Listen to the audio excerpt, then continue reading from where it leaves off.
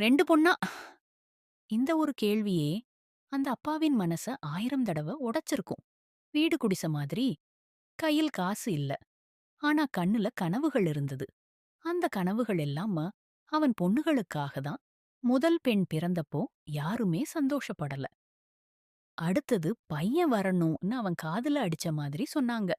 2வது பொண்ணும் பிறந்ததும் சமூகம் தீர்ப்பு சொல்லிட்டது. பாவம், இந்த மனுஷனோட வாழ்க்கை முடிஞ்சதுன்னு. ஆனா அந்த அப்பா மட்டும் ஒரு நொடி கூட வருத்தப்படல. அவன் கண்ணுல கண்ணீர் வந்தது. ஆனா அது சோகத்துக்கு இல்ல. அவன் பெற்ற பெருமைக்காக. காலையில வெறும் காப்பியோட வேலைக்கு போய், ராத்திரி சோர்வோட வீடு வந்தாலும், அவன் பொண்ணுகள் சிரிச்ச முகம் பார்த்தா அந்த சோர்வு எல்லாம் மறைஞ்சிடும்.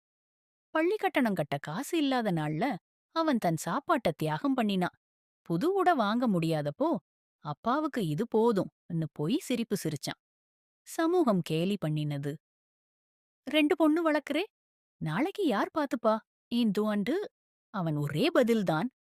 என் பொண்ணுகள் தான் ஒரு நாள் என்ன உயர்த்துவாங்க.